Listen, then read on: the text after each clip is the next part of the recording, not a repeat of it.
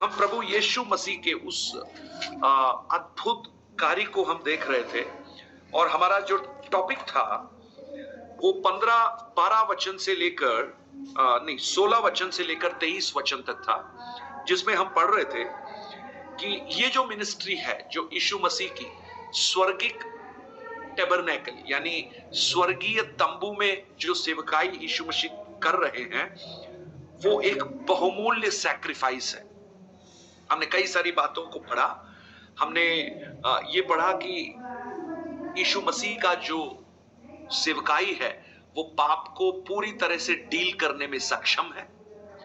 हमने ये देखा कि किस प्रकार पुरानी वाचा में, पुराने कवनेंट में या पुराने मंदिर में जो टेबरनेकल है, मिलाप वाला तंबू है, वहां पर भी ब्लड का सैक्रिफाइस किया जाता है, परंतु वो सिर्फ और सिर्फ एक परंपरा बनकर रह गई।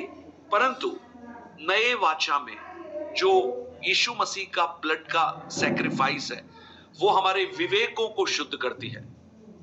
पुरानी वाचा में विवेक को शुद्ध नहीं करती, बाहरी तौर पर काम करती है, लेकिन नई वाचा में हमारे अंदर से ये हमें शुद्ध करती है। फिर हम देख रहे थे कि पुरानी वाचा में जो आशीषें हैं वो टेम्पररी है, तत्कालिक है। जैसे बारिश कभी आती है, कभी चली जाती है, कभी अच्छी फसल होती है, कभी अच्छी फसल नहीं होती।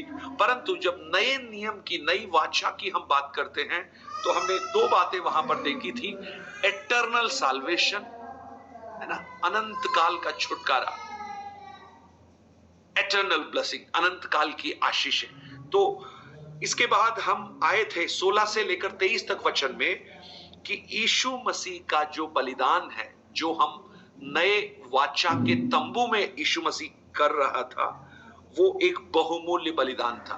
और यीशु के लहू के बारे में पिछले कुछ दिनों से हम सीख रहे थे, है ना? याद है आपको? पुराने नोट्स आपने निकाल लिए?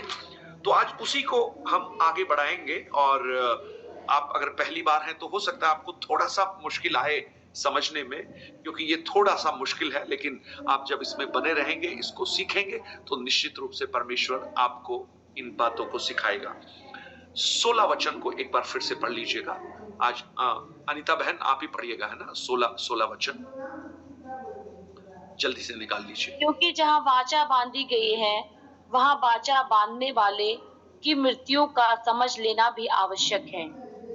जहां वाचा बांधी गई है वहां वाचा बांधने वाले की मृत्यु का समझ लेना भी अवश्य है। आपको याद आ गया ना, मैं पिछले वीक में इस बात को समझा रहा था कि जब एक वाचा यानी कवनेंट या एग्रीमेंट, ये टेस्टामेंट, ये सब एक ही शब्द है।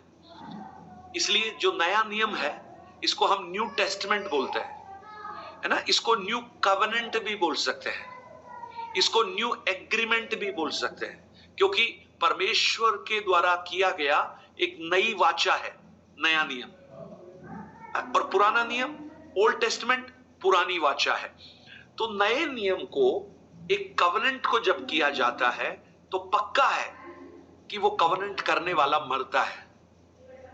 उदाहरण के लिए मैंने आपको समझाया था, अगर आपके घर में कोई बुजुर्ग व्यक्ति हैं जो अपनी वसीयत बनाकर जा रहे हैं, है ना? वसीयत बनाया उन्होंने, वसीयत बना दिया अपने बच्चों के लिए। उन्होंने कह दिया कि इस बच्चे का ये है, इस बच्चे का ये है, इस बच्चे का ये है।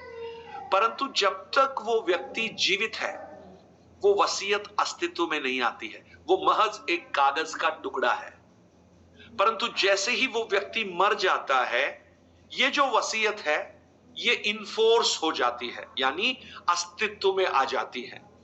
ठीक उसी प्रकार जो नई वाचा जब परमेश्वर ने बांधी, मसीह यीशु में होकर बांधी, तो पक्का है कि मसीह यीशु को मरना पड़ेगा, क्योंकि अगर वो मरेंगे नहीं तो वो जो कवनेंट है वो हमारे लिए उपलब्ध नहीं होगी। ये इसका कहने का अर्थ है।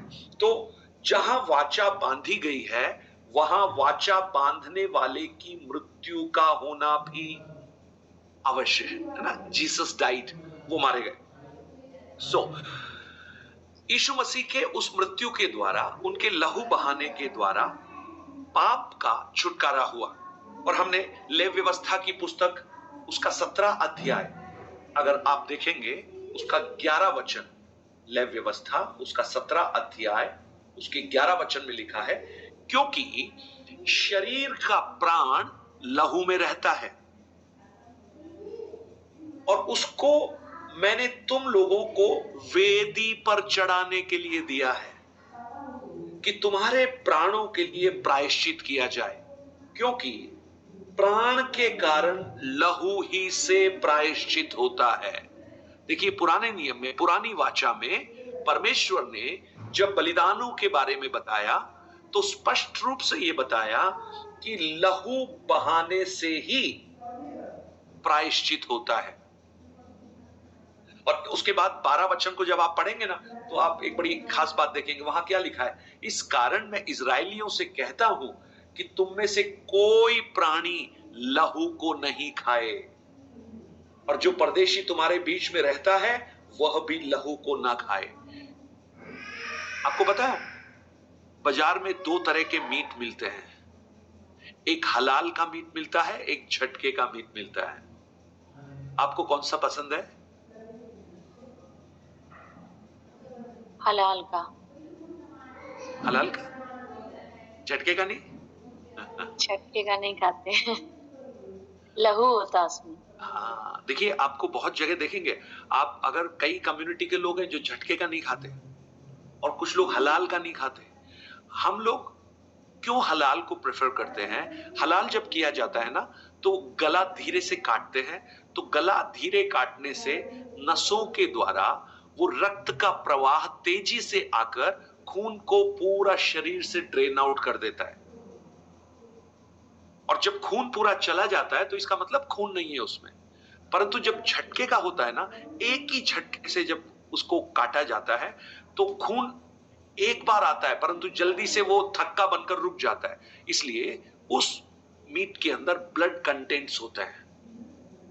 मैं ऐसे लोगों को जानता हूं जो मीट, पके हुए मीट को खाकर बता देते हैं कि ये झटके का है या ये हलाल का है। क्यों लहू नहीं खाना?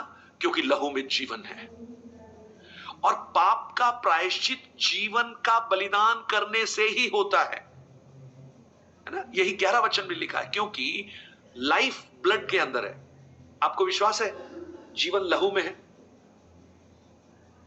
अगर विश्वास नहीं है तो क्लास के बाद थोड़ा सा हाथ काट लेना, पूरा ब्लड को बहने देना, पता लग जाएगा। लेकिन ऐसा करना मत कृपया, कहीं आप सोचे कि पास्टर जी ने बोला है, हम जरा करके देखते हैं। आपने देखा होगा ना, जब ब्लड की शरीर में कमी आती है तो कहते हैं कि इनको ब्लड चढ़ाना पड़ेगा क्योंकि ब्लड निकल गया है, ब्लड नहीं है। यही ब्लड नहीं होना बड़ा खतरनाक है। सो पुराने नियम में पाप का प्रायश्चित किसके द्वारा रखा? लहू के द्वारा। और वो लहू किस लिए रखा है? वेदी पर चढ़ाने के लिए दिया है कि तुम्हारे प्राणों के लिए प्रायश्चित किया जाए। तो क्या करते थे? ये बहुत जरूरी था कि पुरानी वाचा में लहू छिड़का जाए। लहू, जब जानवर को मारते थे, जानवर को मारने के बाद उसका लहू इकट्ठा कर लेते थे और उस लहू को वेदी के चारों ओर छिड़कते थे। अगर आप लेवी व्यवस्था की पुस्तक 1 से लेकर 5-6 तक अध्यायों को पढ़ेंगे, 5 प्रकार के बलिदानों के बारे में वहां लिखा है, तो बड़े स्पष्ट रूप से हम वहां पर देख पाएंगे। निर्गमन में इस बात को बड़ा अच्छी तरह से समझाया गया है। सो ब्लड छिड़कते थे और उसके बाद जब अटॉनमेंट के दिन, प्रायश्चित के दिन, जब महायाजक अति पवित्र स्थान में जाता था, वहां भी उसी लहू का एक कटोरा लेकर जाता था और वो वाचा के संदूक के ऊपर भी छिड़कता था। अगर पुराने नियम को, पुरानी वाचा को लहू छिड़कने के द्वारा शुद्धिकरण की विधि बताई गई है, तो नई वाचा में भी ब्लड छिड़का जाना अनिवार्य है। क्योंकि वाचा बदल सकती है परंतु पैटर्न नहीं बदल सकता। ब्लड पुरानी वाचा में है तो नई वाचा में भी होना चाहिए, क्योंकि पुरानी वाचा क्या है? पैटर्न है। ओल्ड कवनेंट टेम्पल वो पैटर्न है। पैटर्न मतलब नमूना है, परंतु वास्तविक क्या है? वास्तविक है नई वाचा का मंदिर, जो आज हमें दिखाई नहीं दे रहा। अगर पुरानी वाचा का मंदिर भी लहू के द्वारा शुद्ध किया जाता है तो नई वाचा का टेम्पल भी लहू के द्वारा शुद्ध किया जाता है। पर दोनों में फर्क देखिए, पुरानी वाचा के मंदिर को शुद्ध करने के लिए जानवरों का लहू लिया जाता था, परंतु नई वाचा में यीशु मसीह का बहुमूल्य लहू छिड़का जाता है। अब 23 वचन को एक बार देखिएगा, 9 का 23 एक बार पढ़िए।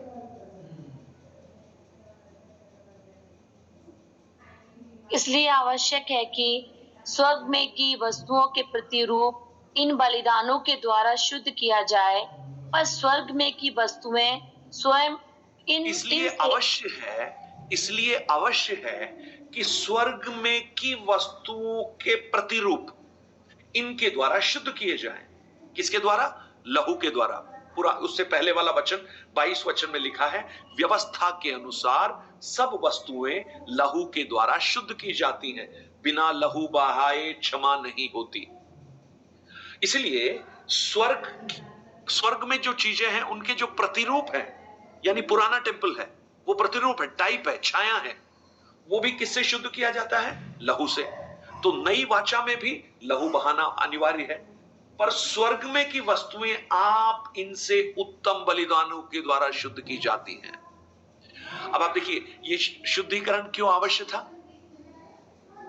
शुद्धिकरण इसलिए आवश्यक था कि चीजें जब अपवित्र हो जाती हैं तो उसे शुद्ध किया जाता था, है ना? आप निर्गमन में व्यवस्था में, व्यवस्था विवरण में आप पढ़िएगा, अगर कोई व्यक्ति किसी मृत शरीर को छू लेता है तो उसको शुद्ध किया जाता है, शुद्धिकरण बोलते हैं। तो पुराने नियम में ब्लड छिड़कने से शुद्धिकरण होता था, और वो शुद्धिकरण मंदिर को भी किया जाता था। आप अगर लेव व्यवस्था की पुस्तक 16 अध्याय, एक वचन उसको भी पढ़ लीजिए, लेव व्यवस्था उसका 16 अध्याय नोट कर लीजिए, अभी 12 से लेकर 19 तक वचन, अभी पूरा मत पढ़िएगा। 16 अध्याय 12 से लेकर 19 तक वचन में लिखा है कि जो महायाजक है ना, वो अंदर जाता था, पर्दे के भीतर जाता था और धूप को यहोवा के सम्मुख में आग में डालता था, और उसके बाद अपनी उंगली से लहू लेकर छिड़कता था और उस ढकने के सामने 7 बार छिड़कता था, उस अनुग्रह के सिंहासन के पास। और 16 वचन में लिखा है, और वह इजराइलियों की भांति भांति की अशुद्धता और अपराधों और सब पापों के कारण पवित्र स्थान के लिए प्रायश्चित करे, और मिलाप वाला तंबू जो उनके संग उनकी भांति भांति की अशुद्धताओं के बीच रहता है, उसके लिए भी वैसा ही किया जाए। और जब हारून प्रायश्चित करने के लिए पवित्र स्थान में प्रवेश करे, तब से जब तक वह अपने अपने घर घराने और इजराइल की सारी मंडली के लिए प्रायश्चित करके बाहर ना निकले, तब तक कोई मनुष्य मिलाप वाले तंबू में ना जाए। तो देखिएगा, आप जब इस भाग को पढ़ेंगे ना, चूंकि उस मिलाप वाले तंबू के शुद्धिकरण की भी आवश्यकता थी। क्यों? क्योंकि वो किनके बीच में रहता था? मनुष्यों के बीच में था, और मनुष्य कैसे थे? पापी थे। तो पापी मनुष्यों के साथ रहने के कारण उस मिलाप वाले तंबू को भी शुद्धिकरण किया जाता था। ध्यान से सुनिएगा, मिलाप वाला तंबू कभी अपवित्र नहीं हुआ।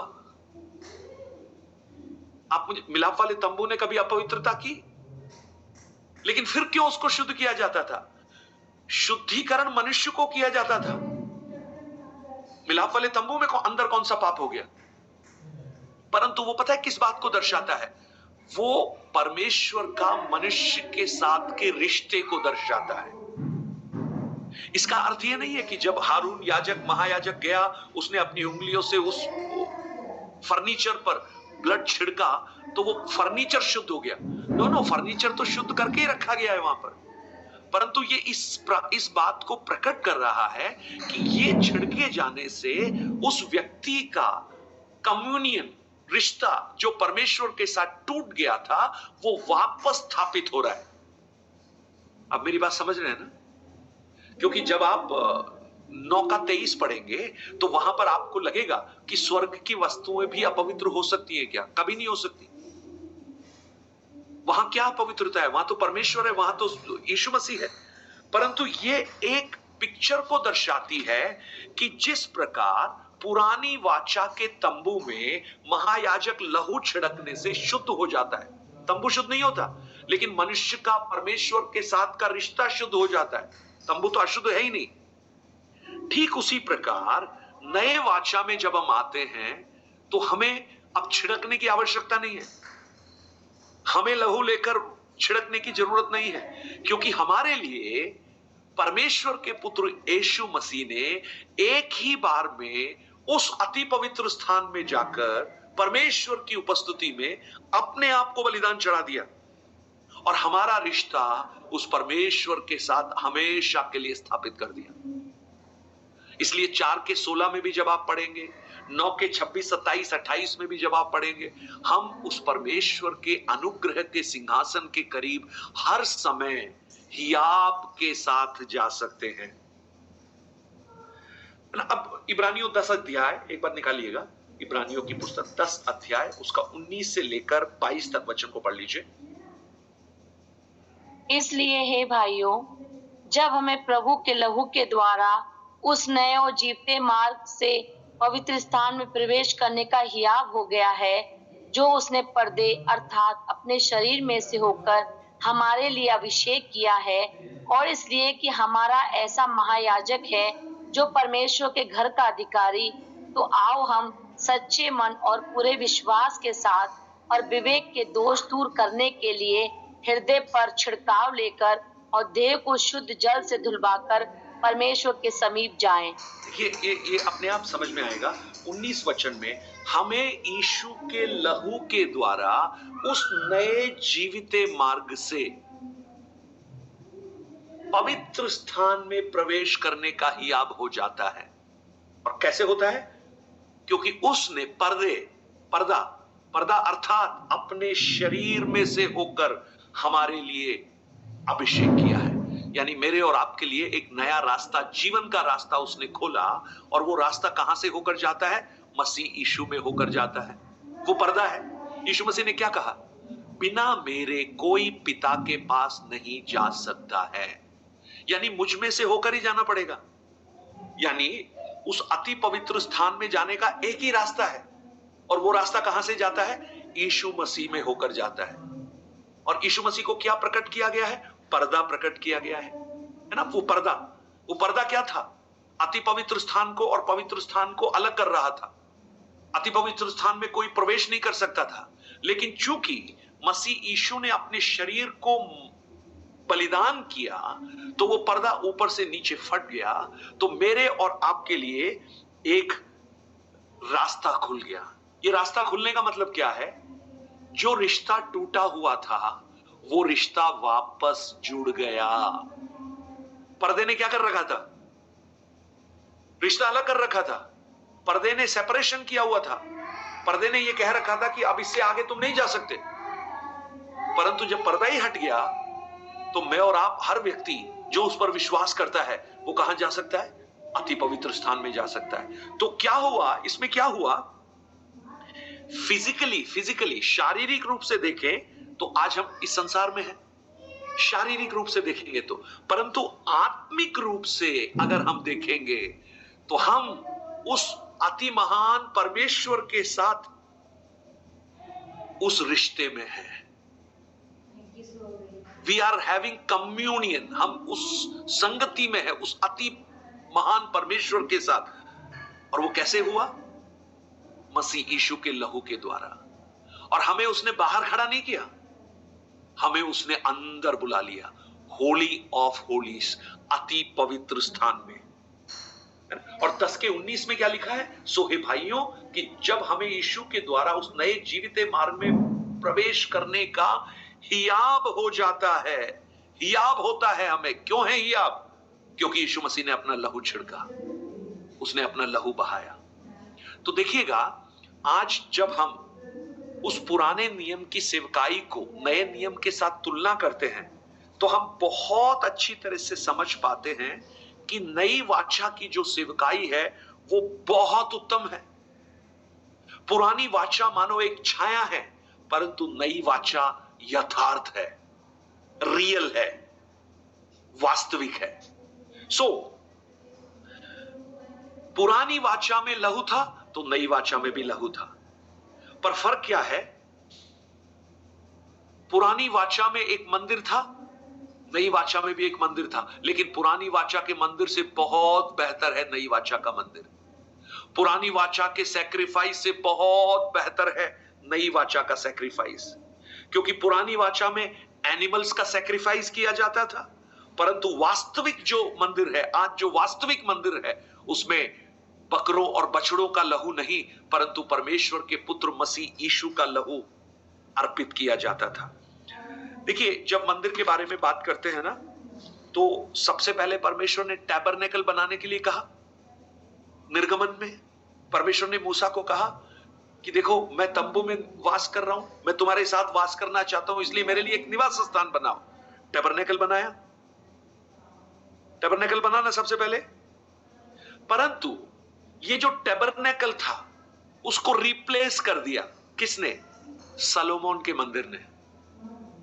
जब दाऊद का पुत्र सलोमोन था, दाऊद के मन में एक इच्छा आई कि मैं देवदार के घर में रहता हूं, परंतु परमेश्वर का संदूक तंबू में रहता है। दाऊद के मन में यह विचार आया, और जब उसके मन में यह विचार आया तो उसने उसे बनाने की तैयारी शुरू कर दी। परंतु भविष्यद्वक्ता ने आकर कहा, चूंकि तेरे हाथ खून से रंगे हैं, उसने बहुत युद्ध किया था, दाऊद ने बहुत युद्ध किया, इसलिए तू उसको नहीं बना पाएगा, लेकिन तेरा पुत्र उसे बनाएगा। तो सलोमोन ने ऑलमोस्ट 1000 की बीसी के आसपास, है ना, वो सलोमोन का समय था 950 बीसी के आसपास, उसने वो टेंपल बनाया, और परमेश्वर का जो वाचा का संदूक वहां स्थापित हो गया, यानी परमेश्वर की उपस्थिति वहां पर हो गई उस टेंपल में। परंतु 580 के आसपास, बीसी 580 के आसपास, बेबीलोनियन सम्राट नबूकदनेस्सर ने यहूदा और इज़राइल पर अटैक कर दिया, और उस मंदिर को, जो सलोमोन का द्वारा बनाया गया मंदिर था, उसको पूरी तौर से धराशायी कर दिया। अब मंदिर ही नहीं रहा। 70 साल के बाद जब यहूदी लोग वापस अपने देश में वापस आए, उस 70 साल की गुलामी के बाद, तो उन्होंने फिर से टेंपल बनाया। आपको याद होगा जरूब्बाबेल, है ना, याद है, एजरा, नेहमिया, ये सब उस समय के। नेहमिया के समय में क्या हालत थी? फाटक जले हुए थे, है ना, शहरपनाह नहीं थी, मंदिर था ही नहीं। तो इन सबके सामूहिक प्रयासों के द्वारा एक हेरोद था राजा, उसने भी मदद की एक टेंपल बनाने के लिए, वो टेंपल बना। परंतु जब रोमन साम्राज्य आया तो करीब 70 एडी में उन्होंने उस टेंपल को भी पूरी तौर से सत्यानाश कर दिया। उसके बाद आज तक टेंपल नहीं बना है। मेरा कहने का अर्थ क्या है? जो हाथ से बनाया जाता है, जो मनुष्य के द्वारा बनाया जाता है, वो खत्म हो जाएगा, वो समाप्त हो जाएगा। परंतु जो हाथ से नहीं बनाया जाता, जो मनुष्य के द्वारा नहीं बनाया जाता, वो चिरस्थायी रहता है और हमेशा का रहता है। इसलिए मेरे भाई और बहनों, बहुत सावधान रहिए। आप अपने आत्मिक जीवन में एक बदलाहट के लिए नहीं, छुटकारे के लिए संसार और संसार की चीजों पर या संसार की द्वारा बनाई गई वस्तुओं पर, हाथ के द्वारा बनाई हुई वस्तुओं पर विश्वास मत कीजिए। जब मैं ये कह रहा हूं तो आप 9 का 24 एक बार पढ़ेंगे तो वहां पर आपको और भी थोड़ा क्लियर होगा। 9 के 24 में क्या लिखा है? क्योंकि मसीह ने उस हाथ के बनाए हुए पवित्र स्थान में, जो सच्चे पवित्र स्थान का नमूना है, देखिए कितना अच्छी तरह से लिखा है, हाथ का बनाया हुआ पवित्र स्थान। कौन सा है हाथ का बनाया हुआ पवित्र स्थान? मूसा के द्वारा बनाया गया, बशलेल के द्वारा, एलीहो के द्वारा बनाया गया। उनको परमेश्वर ने बुद्धि दी, समझ दी, आत्मा दी, और उन्होंने ही उसको खड़ा किया। परंतु हमारे महायाजक ने उसमें प्रवेश नहीं किया, है ना? उसने प्रवेश किया कि हाथ के बनाए हुए तंबू में प्रवेश किया? नहीं किया, पर स्वर्ग में प्रवेश किया। स्वर्ग किसके द्वारा बनाया गया है? मूसा के द्वारा, मनुष्य के द्वारा, इट इज गॉड, ताकि हमारे लिए अब परमेश्वर के सामने दिखाई दे। सो मेरा कहने का अर्थ क्या है? जो हाथ का बनाया होता है वो समाप्त हो जाएगा।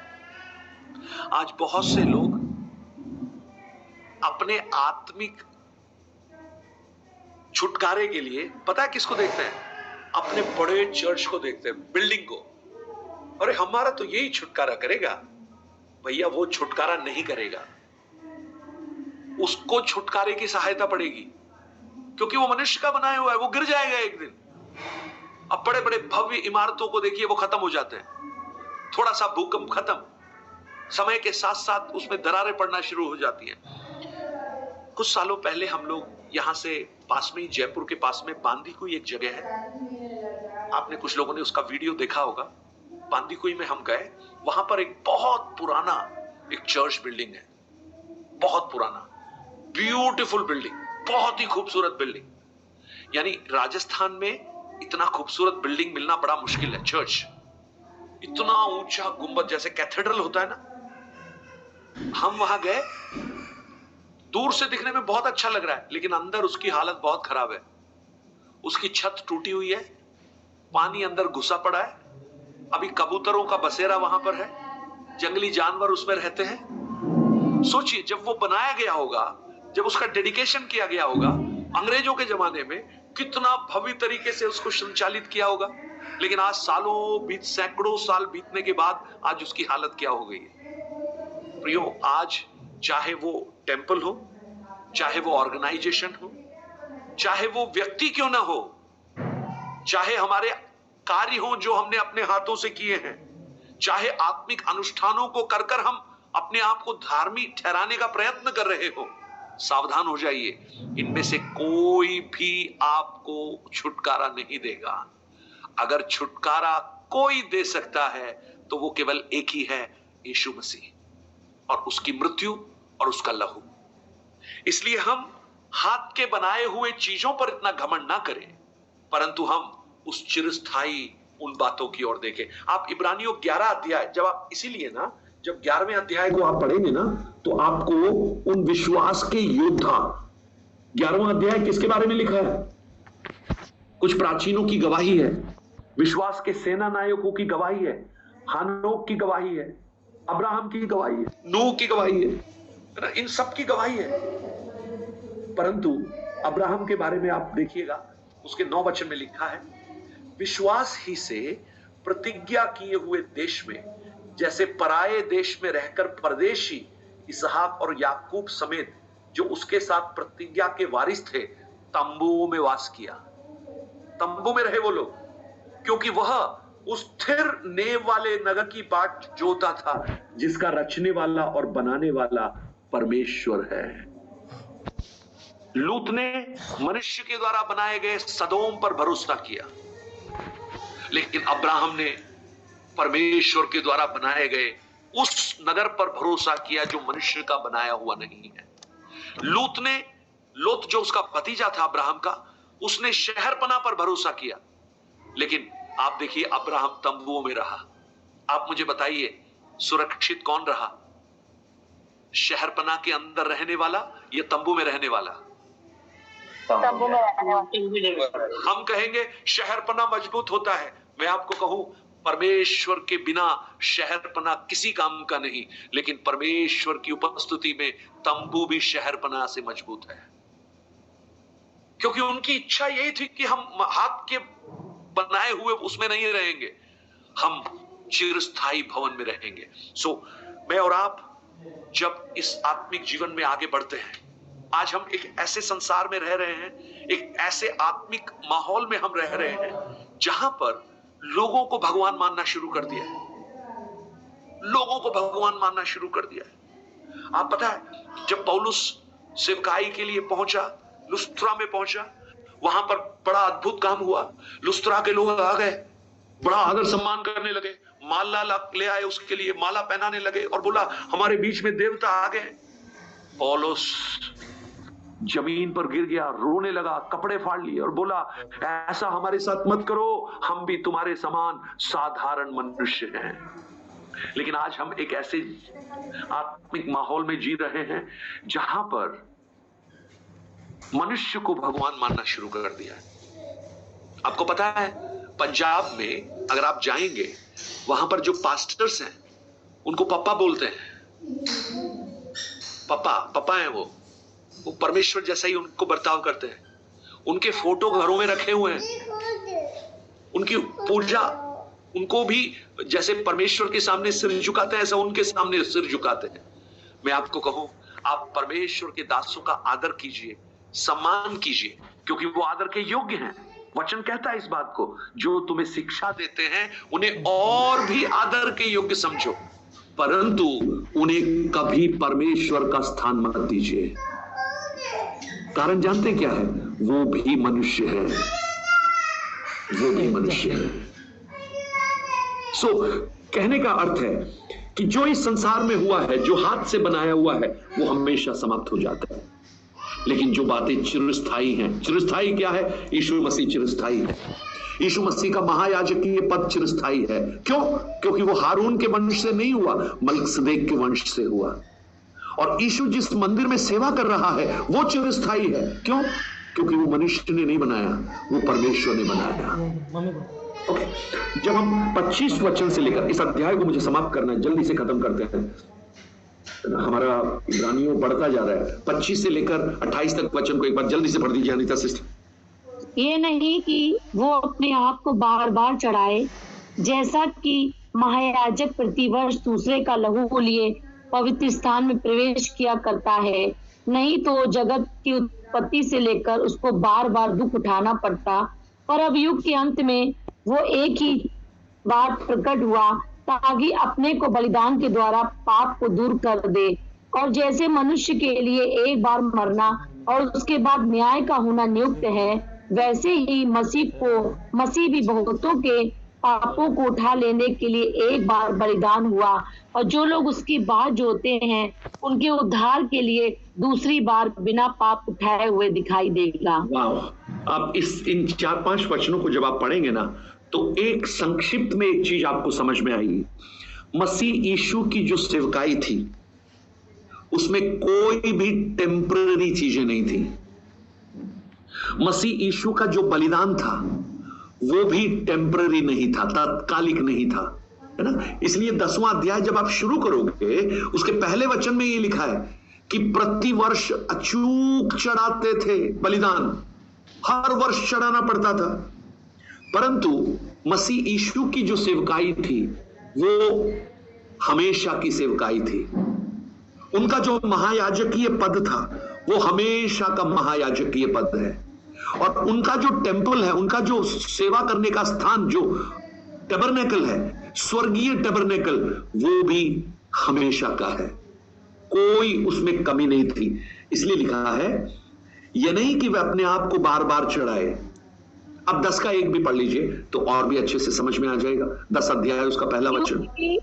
क्योंकि व्यवस्था जिसमें आने वाली वस्तु अच्छी वस्तुओं का प्रतिबिंब और उनकी असली स्वरूप नहीं, इसलिए उन एक ही प्रकार के बलिदानों के द्वारा जो प्रतिवर्ष अचूक चढ़ाए जाते हैं, अचूक चढ़ाए जाते थे, परंतु उसके बावजूद भी क्या नहीं होता था? आने वालों को कदापि सिद्ध नहीं कर सकती, कदापि सिद्ध नहीं कर पाए थे। यानी हर साल बलिदान चढ़ाने के बावजूद भी वही ढाक के 3 पात थे, है ना, हिंदी में कहावत है। इसलिए ना यीशु मसीह आए। यीशु मसीह क्या बोलते हैं? हे बोझ से दबे हुए लोगों, हे परिश्रम करने वालों। किस बात का परिश्रम?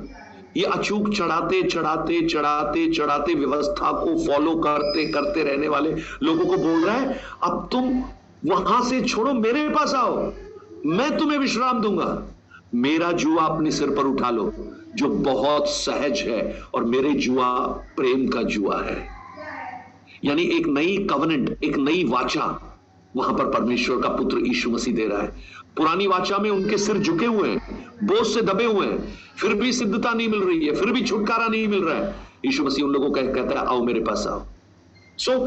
25 वचन को जब 9 के 25 में आप पढ़ते हैं, यह नहीं कि वो अपने आप को बार बार चढ़ाए, यीशु मसीह को बार बार बलिदान चढ़ाने की जरूरत नहीं है। जैसे कि महायाजक प्रतिवर्ष दूसरों का लहू लिए पवित्र स्थान में प्रवेश करता था।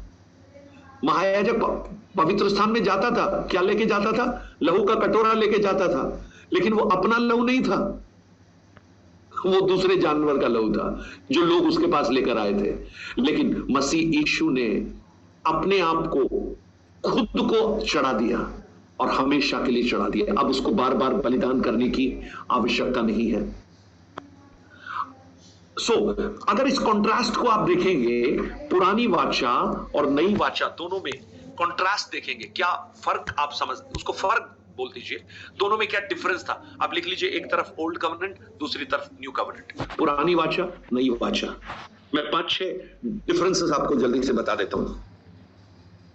पुरानी वाचा में बार बार बलिदान चढ़ाया जाता था, रिपीटेड सैक्रिफाइस। परंतु नई वाचा में वन सैक्रिफाइस, एक ही सैक्रिफाइस। पुरानी वाचा में दूसरों का लहू चढ़ाते थे, है ना, दूसरे जानवर का लहू चढ़ाते थे, खुद नहीं चढ़ाता था महायाजक। परंतु नई वाचा में खुद अपना लहू चढ़ाया, खुद अपना लहू। पुरानी वाचा में वो जो लहू है पाप को ढांपता था, कवर करता था सिन को, covering the sin in Old Testament. परंतु नई वाचा में पुटिंग अवे द सिन, यानी पाप को हमेशा के लिए दूर कर देता था, हमेशा के लिए दूर कर देता था। चौथी बात सर, तीसरी एक बार वापस बोल लिख पाए। पुरानी वाचा में जो लहू है वो पाप को ढांपता था, लेकिन नई वाचा में पाप को हमेशा के लिए दूर करता है। अब जो मसीह में हैं उन पर दंड की आज्ञा नहीं है। पुरानी वाचा केवल इजराइलियों के लिए थी, नई वाचा इस संसार के हर एक पापी के लिए है जो उस पर विश्वास करता है, हर पापी के लिए जो उस पर विश्वास करता है। पुरानी वाचा में ये बड़ा इंटरेस्टिंग है, जो महायाजक है वो अति पवित्र स्थान से बाहर आता था, है ना। जब तक वो बाहर नहीं आता था तब तक लोग बाहर खड़े होकर इंतजार करते थे उसका। आप लूका रचित सुसमाचार पहले अध्याय में जब देखोगे, वहां पर जकरिया धूप जलाने के लिए अंदर गया, जब उसको देरी हुई तो लोग घबराने लगे कि ज्यादा देर कैसे हो गई उसको। यानी पुरानी वाचा में महायाजक बाहर निकलता था, लेकिन नई वाचा में हमारा महायाजक उस स्वर्ग में प्रवेश किया और हमेशा वहां पर रहता है, उस अति पवित्र स्थान में। कितना बड़ा फर्क है। पुरानी कवनेंट में महायाजक वहां जाता था, जल्दी से वापस आ जाता था, लेकिन हमारा जो महायाजक स्वर्ग में प्रवेश किया और हमेशा के लिए उसके साथ है। अब एक और बड़ा इंटरेस्टिंग आप डिफरेंस देखिएगा। पुरानी वाचा में जब महायाजक अति पवित्र स्थान से बाहर निकलता था तो वो लोगों को आशीर्वाद देता था, वो ब्लेस करता था लोगों को, कहता था कि मैंने तुम लोगों के पापों को परमेश्वर के सामने प्रस्तुत कर दिया है और परमेश्वर ने सबको माफ कर दिया है ना, शुद्ध कर दिया है। वो आशीर्वाद देता था। अब नई वाचा का महायाजक को देखिएगा, वो जब वहां से आएगा तो वो आशीर्वाद देने नहीं आएगा, लेकिन अपने लोगों को अपने साथ लेकर जाने के लिए आएगा। वाह। पुरानी वाचा में वो आता था, हाथ उठा के बस आई ब्लेस यू, है ना। रूम अगर आप 6 अध्याय को पढ़ेंगे, 23, 24, 25 नंबर्स, वहां पर वो आशीर्वाद लिखा हुआ है, कैसे आशीर्वाद देना है। मैं वो आशीर्वाद एक बार आपको पढ़ा देता हूं। गिनती की पुस्तक 6 अध्याय में वहां पर लिखा है कि हारून और उसके पुत्रों से कह कि तुम इजरायलियों को इन वचनों से आशीर्वाद दिया करना।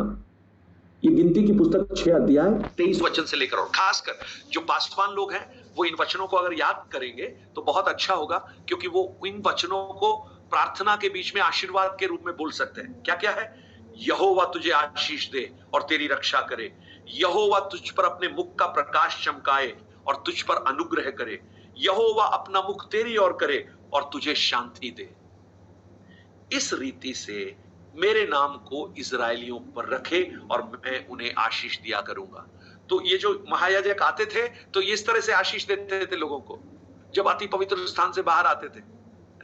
परंतु हमारा महायाजक जब उस अति पवित्र स्थान से जब निकलेगा ना बाहर, अब की बात जब बाहर आएगा तो वो हमें आशीर्वाद देने नहीं आएगा, लेकिन कहेगा मेरे साथ जिन्होंने मुझ पर विश्वास किया था उन्हें मैं अपने साथ लेकर जाने वाला हूं। कितना खूबसूरत है ना। मतलब इन शॉर्ट अगर मैं कहूं, अगर संक्षिप्त में इस पूरे अध्याय 9वें अध्याय के बारे में अगर हम बात करें, यीशु मसीह का कार्य एक संपूर्ण कार्य है, फाइनल वर्क है, इसके बाद कोई और वर्क की आवश्यकता नहीं है, और एटर्नल वर्क है, यानी completed work, final work, eternal work. Completed, final, eternal. बस मैं समाप्त कर रहा हूं ना। 9 अध्याय, एक बार वापस आ जाइए उन अंतिम वचनों में से एक दो बातें और मैं जल्दी से आपको बता दूं। 24 से लेकर 28 तक जब वचन को आप पढ़ोगे तो वहां पर 3 बार लिखा है अपीयर्ड, अपीयर्ड, अपीयर्ड। अपीयर्ड का मतलब क्या है? सामने दिखाई दे, है ना। 24 वचन में लिखा है ताकि हमारे लिए अब परमेश्वर के सामने दिखाई दे, 24 वचन में। 26 वचन में प्रकट हुआ, अपीयर्ड, प्रकट हुआ। और 28 वचन में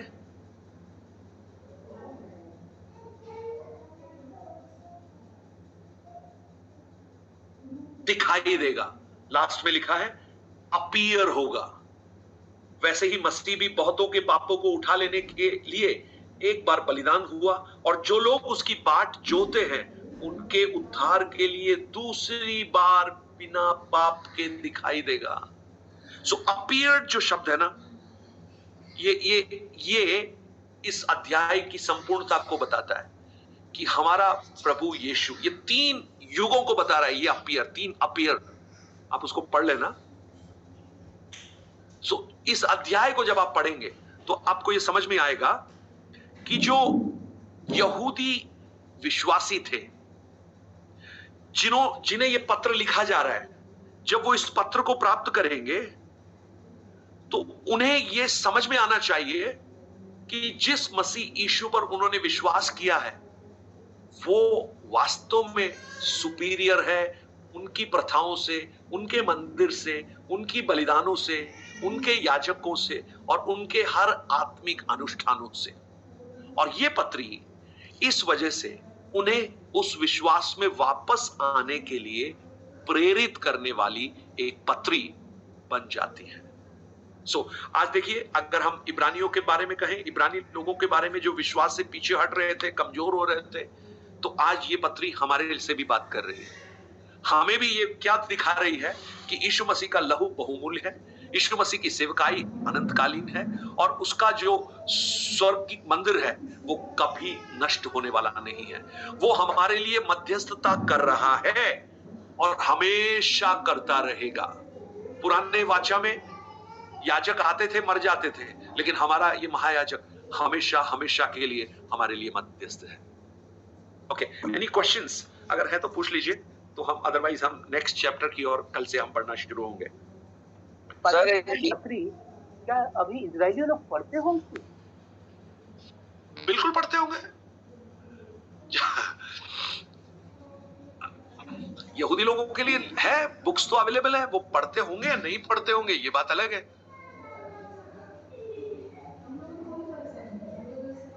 लेकिन जैसा लिखा है ना, हर एक पवित्र शास्त्र परमेश्वर की प्रेरणा से रचा गया है, जो उपदेश देने में, शिक्षा देने में, सिखाने में और सुधारने में सहायक है। तो देखिए, आज मैंने आपको बताया था, जब हम लोगों ने प्रभु यीशु पर विश्वास किया, वैसे मेरा जन्म एक मसीही परिवार में हुआ, रोमन कैथोलिक परिवार में।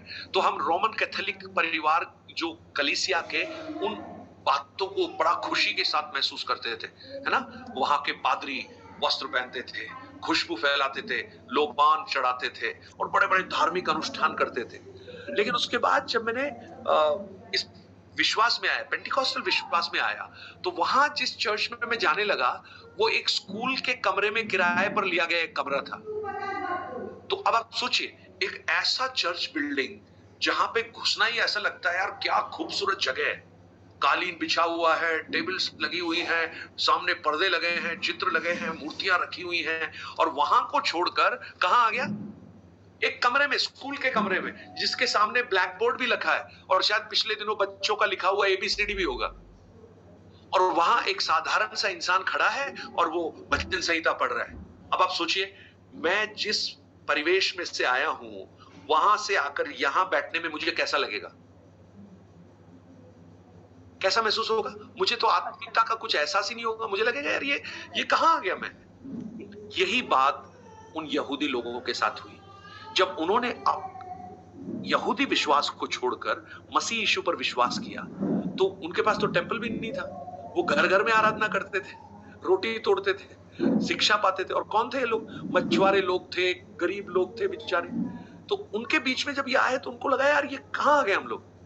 वहां तो बड़ा मंदिर है, भव्यता है, लोग जा रहे हैं, बछड़े जा रहे हैं, बकरे जा रहे हैं, बैल जा रहे हैं, है ना, लोग गाना गा रहे हैं, बड़े बड़े सैक्रिफाइस हो रहे हैं, हलचल मच रही है, कितना बड़ा बड़ा काम हो रहा है, और हम ये कहां आ गए, हमारे को तो कुछ भी दिखाई नहीं देता। तब वो वापस जाने लगे। ऐसे लोगों के लिए लिखी गई पत्री है। अभी आपको समझ में आ रहा है ना ये क्यों लिखा गया है? कि इस पत्री के द्वारा उन लोगों को ये बता सके कि जो तुम्हें दिखाई दे रहा है वो तत्कालिक है, ज्यादा समय के लिए नहीं है, लेकिन जो तुम्हें दिखाई नहीं दे रहा उसको समझो, उसको पढ़ो। और इसलिए 5 अध्याय के 11 वचन में मैंने बार बार दोहराता हूं। लेखक कहता है, मुझे तुम्हें बहुत और बातें बतानी है जिनका समझना कठिन है, और तुमने अपने कानों को भी क्या कर रखा है? ऊंचा सुनने लगे हो। तो ये सेवकाई, ये जो कार्य, ये इब्रानियों की पुस्तक ना समझने में थोड़ा कठिन लगेगी आपको। मैं अभी पिछले दिनों वाराणसी में भी इस बात को बोल रहा था, ये थोड़ा सा कठिन लगेगा। इसकी जगह अगर मैं बोलता ना कि यीशु मसीह ने एक अंधे व्यक्ति को बिल्कुल चंगाई दे दी, वो बड़ा अच्छी तरह समझ में आता है हमको। और क्या बढ़िया काम किया यीशु ने, क्या बढ़िया काम किया, अंधे को, जन्म के अंधे को ठीक कर दिया। अरे भैया, वो जन्म का अंधा ठीक हो गया, उसके बाद मर भी गया। लेकिन यीशु ने जो ये काम किया ना, जो आज कर रहा है, वो महायाजक बनकर हमारे लिए वाद विवाद कर रहा है, ये कार्य कभी खत्म नहीं होगा। और चूंकि हम उस पर विश्वास करते हैं, हम मरने के बाद भी कभी नहीं मरेंगे। यीशु ने ये तो कहा, यदि तुम मुझ पर विश्वास करते हो तुम मर भी जाओगे तो भी जीवित रहोगे। तो ये पढ़िए, और ये हमें सिद्धता की ओर लेकर जाएगा, और ये हमें क्या बनाएगा? गुरु बनाएगा। समय के हिसाब से तो तुम्हें गुरु हो जाना चाहिए, ये बनाएगा हमें। ये चीजें जब पढ़ेंगे, इसके बाद हम प्रकाशित वाक्य पढ़ेंगे, वो हमें सिद्धता की ओर लेकर जाएगा। राइट? चलिए आंखों को बंद करते हैं, प्रार्थना करते हैं। अश्विन जी, आप प्रार्थना कीजिए।